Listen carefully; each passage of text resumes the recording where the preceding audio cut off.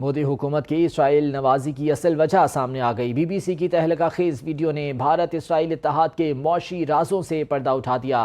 اسرائیل کی بندرگاہ حیفا پر بھارتی قبضہ بے نقاب ہو گیا۔ حیفا پر بھارت کے اڈانی گروپ کی سرمایہ کاری سامنے آ گئی۔ بی بی سی کے مطابق حیفا پورٹ کا 70% حصہ اڈانی گروپ کے ہاتھوں میں ہے۔ بندرگاہ کا 30% حصہ اسرائیل کے کاروباری گروپ کے پاس ہے۔ حیفا بندرگاہ اڈانی گروپ نے 2023 میں حاصل کی تھی۔ مودی حکومت اسرائیل کی پراکسی بن چکی ہے۔ بھارتی ایجنسیاں اسرائیلی ٹیکنالوجی کے ذریعے جاسوسی کا کام کرتی ہیں۔ مودی حکومت کی اسرائیل نوازی کی اصل وجہ سامنے آ گئی۔ بی بی سی کی تہلکہ خیز ویڈیو نے بھارت اسرائیل اتحاد کے معاشی رازوں سے پردہ اٹھا دیا۔ اسرائیل کی بندرگاہ حیفا پر بھارتی قبضہ بے نقاب ہو گیا۔ حیفا پر بھارت کے اڈانی گروپ کی سرمایہ کاری سامنے آ گئی۔ بی بی سی کے مطابق حیفا پورٹ کا 70% حصہ اڈانی گروپ کے ہاتھوں میں ہے۔ بندرگاہ کا 30% حصہ اسرائیل کے ایک کاروباری گروپ کے پاس ہے۔ حیفا بندرگاہ اڈانی گروپ نے 2023 میں حاصل کی تھی۔ مودی حکومت اسرائیل کی پراکسی بن چکی ہے۔ بھارتی ایجنسیاں اسرائیلی ٹیکنالوجی کے ذریعے جاسوسی کا کام کرتی ہیں۔ امریکی صدر ڈونلڈ ٹرمپ اور بھارتی وزیر اعظم مودی کے درمیان ٹیلی فون پر گفتگو۔ بھارتی سیکرٹری خارجہ وکرم مسری کے مطابق مودی نے امریکی صدر سے 35 منٹ گفتگو کی۔ مودی نے ٹرمپ کو کہا کہ پاکستان سے تنازع پر بھارت تیسرے فریق کی ثالثی قبول کرتا ہے نہ کرے گا۔ G7 اجلاس کی سائیڈ لائنز میں مودی کی ڈونلڈ ٹرمپ سے ملاقات ہونا طے تھی۔ صدر ٹرمپ کی جلد امریکہ واپسی کے سبب ملاقات نہیں ہو پائی۔ امریکی صدر ڈونلڈ ٹرمپ اور بھارتی وزیر اعظم مودی کے درمیان اب ٹیلی فون پر گفتگو ہوئی ہے۔ بھارتی سیکرٹری خارجہ وکرم مسری کے مطابق مودی نے امریکی صدر سے 35 منٹ تک گفتگو کی۔ مودی نے ٹرمپ کو کہا کہ پاکستان سے تنازع پر بھارت تیسرے فریق کی ثالثی قبول کرتا ہے نہ کرے گا۔ G7 اجلاس کی سائیڈ لائنز میں مودی کی ڈونلڈ ٹرمپ سے ملاقات ہونا طے تھی، تاہم صدر ٹرمپ کی جلد امریکہ واپسی کے سبب یہ ملاقات نہیں ہو پائی۔ ایران اور اسرائیل کے ایک دوسرے پر حملوں کا سلسلہ جاری ہے۔ اسرائیلی فوج نے ایران کے سینٹریفیوجز اور ہتھیاروں کی تیاری کے مقام کو نشانہ بنانے کا دعویٰ کیا ہے۔ ایران کی جانب سے بھی تل ابیب اور حیفا پر میزائل داغے جا رہے ہیں۔ ایران کی جانب سے پہلی بار الفتح ہائپرسونک میزائل استعمال کرنے کا بھی دعویٰ سامنے آیا۔ اسرائیلی حملوں میں اب تک 585 ایرانی شہید ہو چکے۔ ایران کے جوابی حملوں میں 24 اسرائیلی ہلاک ہو چکے ہیں۔ ایران اور اسرائیل کے ایک دوسرے پر حملوں کا سلسلہ جاری ہے۔ اسرائیلی فوج نے ایران کے سینٹریفیوجز اور ہتھیاروں کی تیاری کے مقام کو نشانہ بنانے کا دعویٰ کیا ہے۔ ایران کی جانب سے بھی تل ابیب اور حیفا پر میزائل داغے جا رہے ہیں اور پہلی بار ایران کی جانب سے الفتح ہائپرسونک میزائل استعمال کرنے کا دعویٰ بھی سامنے آیا ہے۔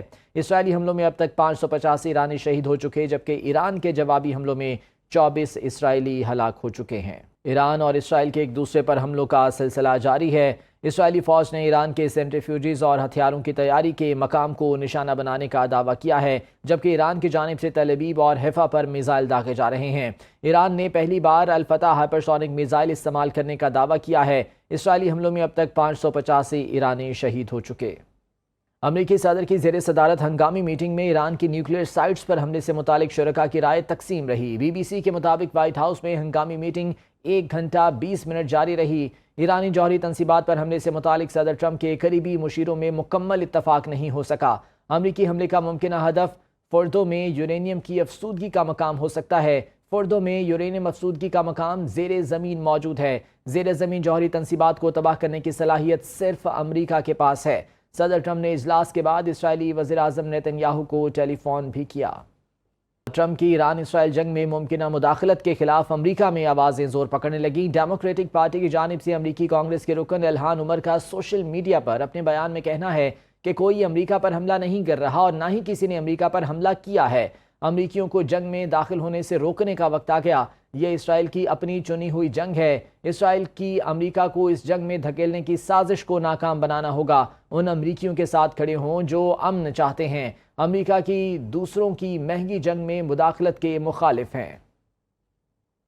اور ایران اور اسرائیل کی جنگ کے عالمی منڈی پر اثرات۔ خام تیل کی قیمتوں میں بڑا اضافہ ہو گیا۔ خام تیل کی قیمت 4% بڑھ گئی۔ خام تیل کی قیمتیں 5 ماہ کی بلند ترین سطح پر پہنچ گئیں۔ برنٹ کروڈ کی فی بیرل قیمت $76.64 ہو گئی۔ WTI کروڈ $75.07 فی بیرل دستیاب ہے۔ ایشیائی اسٹاک مارکیٹوں میں ملا جلا رجحان ہے۔ جاپان کی اسٹاک مارکیٹ میں تیزی اور ہانگ کانگ کی منڈی میں مندی رہی۔